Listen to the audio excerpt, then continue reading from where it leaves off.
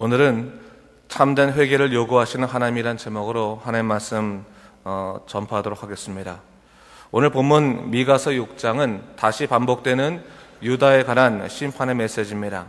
그런데 우리가 본문을 읽어보면 하나님께서 유다 백성을 부르시는 아주 긴밀한 명칭이 등장하고 있는 것을 볼 수 있습니다. 이것은 3절과 5절에 보니까 내 백성아 부르고 있는 것을 볼 수 있어요. 하나님은 알지 못하는 이방 백성을 향한 메시지가 아니라 당신이 택하시고 세우시고 사랑하신 자기 백성을 향한 메시지다라는 것을 이야기하고 있는 것입니다. 사실 미가서에서 3번이나 반복되는 심판의 이야기는 반드시 구원의 메시지와 연결되어 있습니다. 이는 하나님이 유다 백성을 향한 뜻은 재앙이 아니라 구원이라는 사실을 분명히 드러내고 있는 것입니다. 그럼에도 불구하고 그들의 문제는 하나님의 구원에 이르는 데 있어서 그들 자신의 중요한 걸림돌이 있었다고 하는 것입니다. 그것이 뭡니까? 바로 그들 스스로도 인식하지 못하는 죄의 문제, 그 죄가 그들로 하여금 하나님의 선하신 역사 가운데 들어가지 못하게 했다라고 성경은 증거하고 있습니다. 그들 스스로 인식할 수 없기에 하나님께서는 미가를 통해서 그들의 죄를 꾸짖으시고 회개를 요청하신 것입니다. 여러분, 죄의 문제가 심각한 것은, 죄라고 하는 것은 누구에게도 예외 없이 파고들고, 또 죄는 일단 파고들게 되면 스스로 그 심각성을 인식할 수 없도록 양심을 마비시키고 영을 파괴한다는 사실입니다. 마음과 영을 부패하도록 만든다는 사실입니다. 그러기에 우리가 성령에 의지하여 살지 않으면 이 죄의 문제를 이기는 것이 결코 쉽지 않습니다. 인간의 힘으로 되는 것이 아니라 오직 하나님의 영이 강하게 임하셔서 다스리실 때 우리가 죄로부터 벗어날 수 있게 되는 것입니다. 오늘 하나님께서는 미가를 통해서 당신의 말씀을 통해서 사람의 심령에 파고드시고 계신 것을 볼 수 있습니다. 그러면서 그들로 하여금 하나님 앞에 자복하고 회개하도록 요구하십니다. 오늘 본문을 보면 하나님께서 말씀하심에 있어서 이 죄의 문제에 대해서 어떻게 보면 반어적으로 말씀하시는 부분이 하나 나옵니다. 여러분 3절부터 5절까지의 말씀은요, 이스라엘의 역사 속에서 함께 하시는 하나님의 섭리에 관해서 이야기하고 있습니다. 4절에 애굽 땅에서 종노릇하는 이스라엘을 해방시킨 하나님에 대해서 증거하고 있고요. 5절 말씀에 이스라엘 백성들이 애굽에서 나와서 모압 평지에 진을 쳤을 때 이스라엘 백성들을 두려워하여 모압 족속이 이 발람을 매수하여 이스라엘을 저주하려 했던 사건이 나옵니다. 그러나 하나님께서 이를 허락하지 않으셨습니다. 이를 막으시어 오히려 발람을 통해서 저주가 아닌 축복을 하게 하신 것을 우리가 말씀을 통해 이미 알 수 있습니다. 일단 하나님의 섭리라고 하는 것입니다. 또 거기에 시딤의 우상숭배 사건이나 길갈에서의 할례 사건도 그 모든 이스라엘 백성들의 한 걸음 한 걸음에 하나님께서 개입하지 아니하신 사건은 없다. 하나님께서 언제나 함께 하셨다라는 것을 분명히 증거하고 있는 것을 볼 수 있습니다. 그럼 무엇을 얘기하고 있는 겁니까? 하나님의 개입하시고 역사하시는 섭리를 잊지 말라고 하는 것입니다. 여러분, 우리가 믿음 생활할 때요, 때때로 믿음 생활을 잘 하는 것 같으나 넘어질 때가 있어요. 넘어질 때가 뭡니까?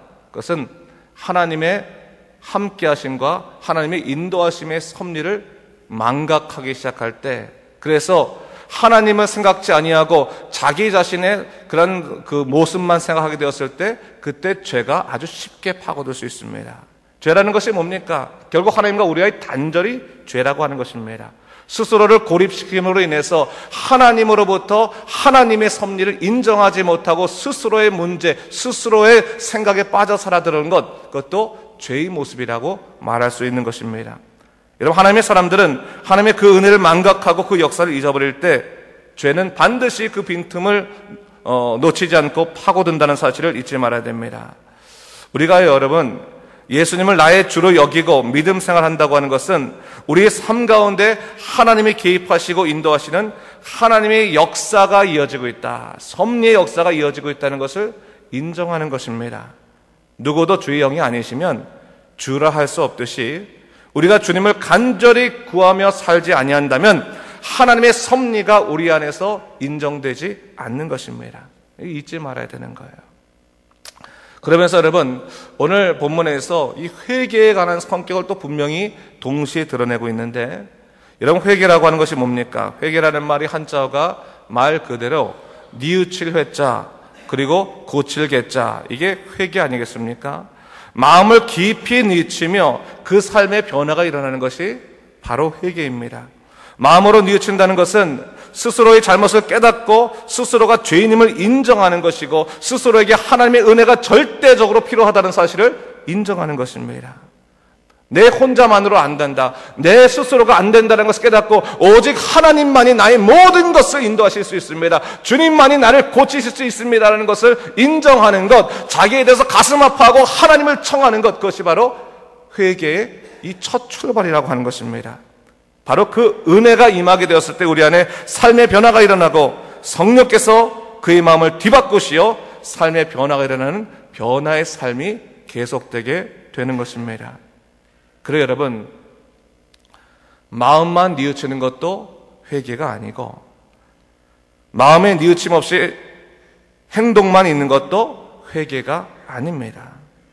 본문 6절에서 7절 말씀에 바로 그것을 얘기하고 있는 거예요. 고백하기를 내가 무엇을 가지고 여 앞에 나아가 하나님을 경배할까? 번제물로 1년 된 송아지를 가져갈까? 전천의 수양이나 만만의 강물 같은 기름을 기뻐하실까? 아니면 내 허물을 위하여 마다들을 바치면 기뻐하시겠나? 아니면 내 몸의 열매를 드릴까? 그러면 될 것인가? 라고 사람들이 얘기하는 거예요.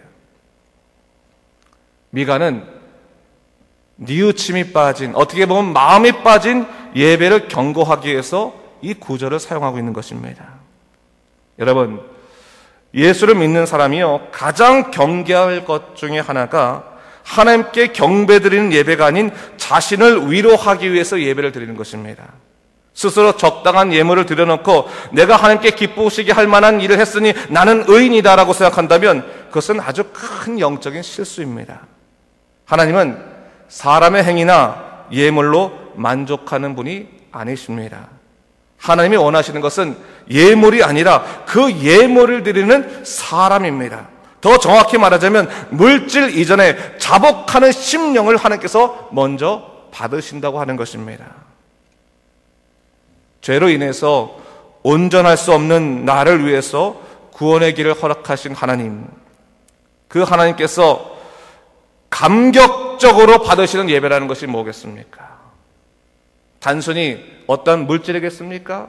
아니면 우리의 삶의 행위겠습니까? 하나님께서 가장 먼저 받으시는 것은 하나님이 아니시고는 나는 살 수 없습니다, 하나님이 아니시고는 나는 아무것도 될 수 없습니다라고 하는 스스로 자복하여 가슴 아파하며 주님께 찾아오는 그 자복된 심령, 그 심령을 먼저 받으신다는 거예요. 그 심령이 있을 때 하나님께서 우리 마음에 성령을 더하셔서 우리 하여금 삶의 변화를 일으키시고 삶에 있어서 열매를 일으키신다는 사실을 잊지 말아야 됩니다. 그러게 여러분, 회개는 마음의 깊은 뉘우침에서부터 시작해서 삶의 변화로 이어지는 것이지, 단지 내가 어떤 예물을 드렸는가, 내가 어떤 행위를 했는가, 그것으로 하나님이 만족할 것이라고 생각한다면 그것은 여러분 자기를 위한 예배지 하나님을 위한 예배가 될 수 없는 것입니다. 여러분, 우리가요 참 믿음 생활하면서 이 착각하기 쉬운 것 중에 하나 바로 이런 것이죠. 내가 위로받으면 하나님도 위로받았다고 생각하는 것입니다.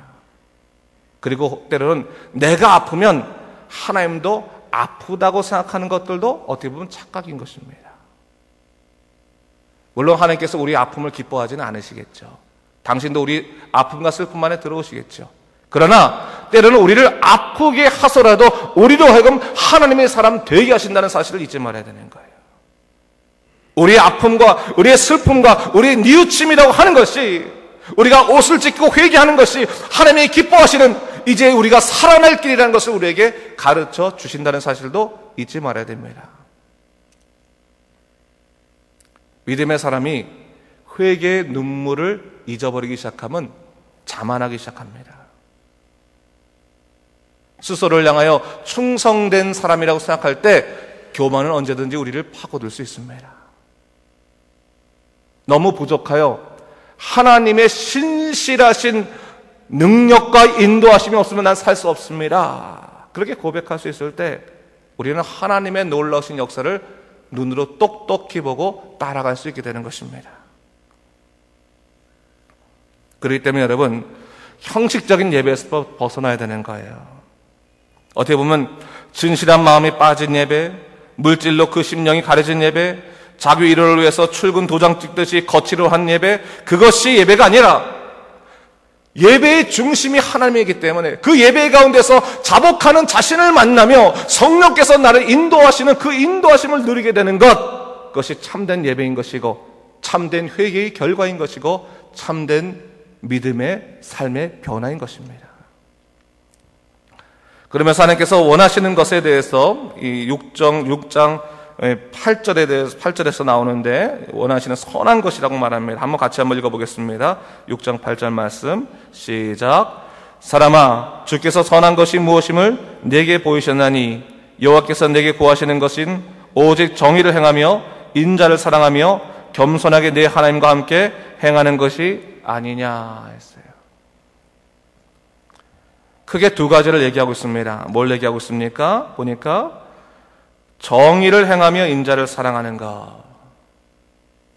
또 하나 뭘 얘기하고 있습니까? 겸손하게 내 하나님과 함께 행하는 것. 두 가지예요. 어떻게 보면 10계명의 계명도 두 가지로 되고 성경 전체에서 말하는 사랑에 대한 두 가지의 측면을 얘기하는 것입니다. 뭡니까? 하나님 사랑, 이웃 사랑. 두 개를 얘기하고 있는 거예요. 하나님의 사랑이라는 것이 뭐냐? 겸손하게 하나님과 같이 행하는 것이다.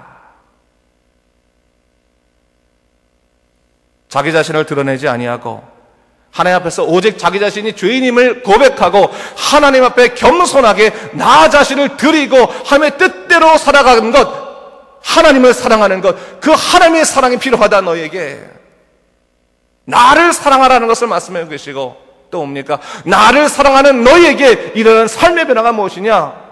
내가 일어난 이 삶의 정의를 행하고 내가 너에게 준 그 사람을 사랑하는 것, 용납하는 것, 그것이야말로 내가 너에게 원하는 선한 것이다라는 것을 가르쳐주고 계신 것입니다.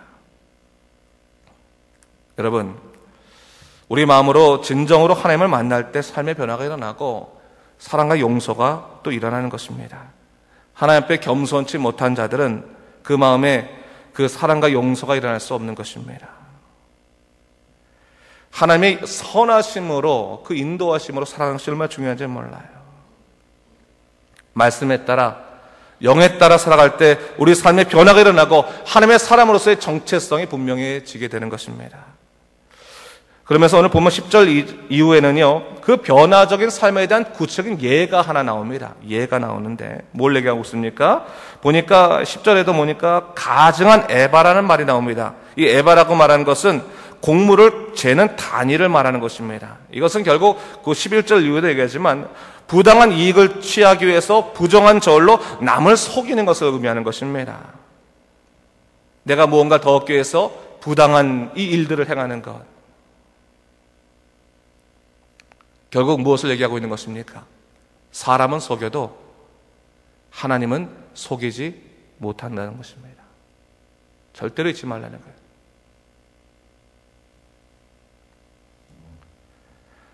거짓으로 하나님을 드러낼 수 없다는 것을 얘기하고 있는 것입니다.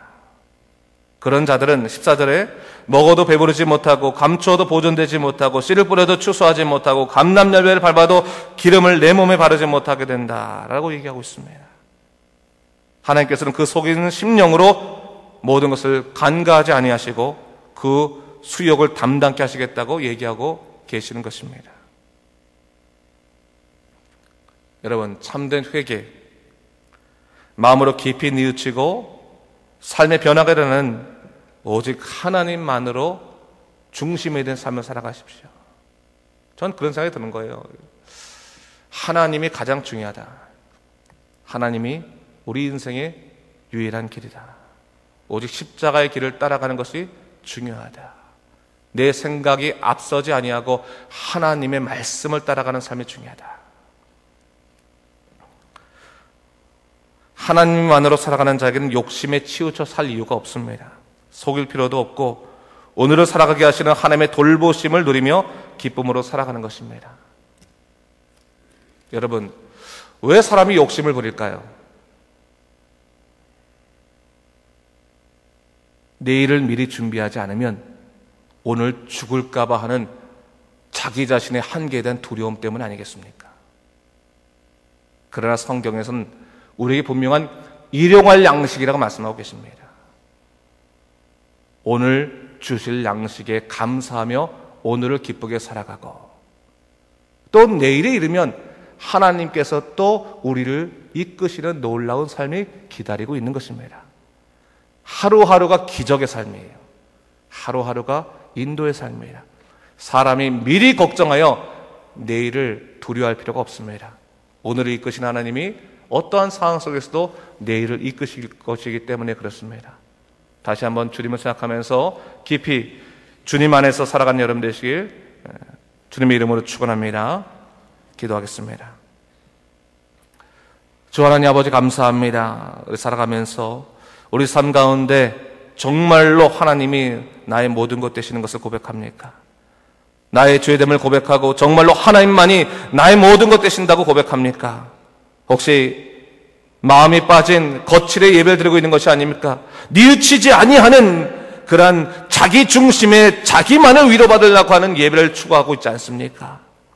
주 하나님 아버지, 하나님을 만나서 하나님이 내게 말씀하시는 그 귀한 주의 음성을 들을 수 있도록 인도하여 주시옵소서.